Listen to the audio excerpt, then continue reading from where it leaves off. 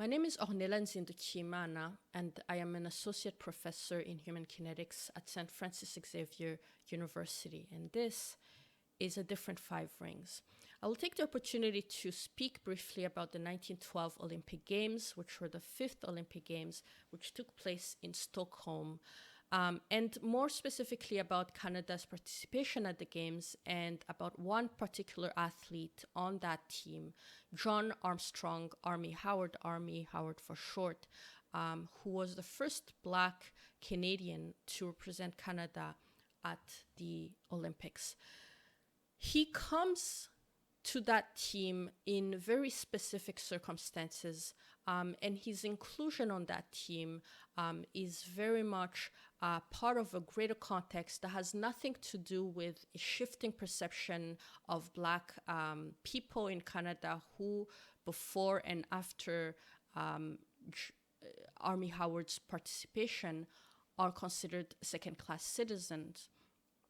The Games take place in 1912 at a point where many nations are very much aware of the stage that the Games represent as a place where they can go and advertise themselves to the world, set themselves as having arrived, essentially, with the big kids in the schoolyard.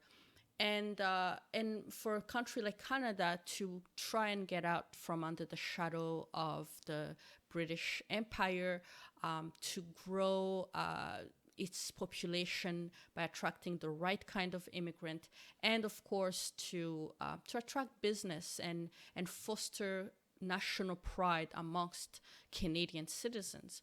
So what you have is Howard being admitted on the team after a color bar was lifted, because prior to this, Black athletes were not being invited on the team. So a color bar is lifted because there's an urgency to recruit anyone who can show Canada in the best light possible at that high stage. Anyone who's capable of competing for Canada in the most successful way possible. And Howard is part of this. He's a sprinter. He has had great success on a track leading up to the Games. And so he's very much a great hope for medals, because that is the goal, to participate, not just participate, but showcase Canada through successful competition, and therefore attract the right kind of immigrants. Western Europeans, Scandinavians, for instance, as opposed to the wrong kind of immigrant, the kind of people actually that Howard represents, southern populations, people who were declared by the Immigration Act of 1910 as unfit for the climate or the requirements of Canada, as it was put. So Howard, unsurprisingly, given the fact that his inclusion is not based on a shift in racial ideology, clashes with his teammates, clashes with his coach who possibly fired him from the team about twice before even the Games had started. His teammates see him as arrogant, as someone who doesn't really know his place.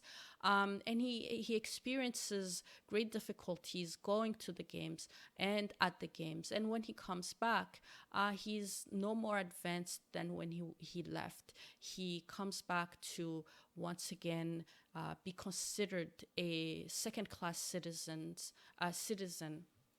as are all Black people in Canada whom he represents. So the politicization of the Games starts quite early and really goes away and strays away from that Olympic ideal very much in those early days. And this was A Different Five Rings.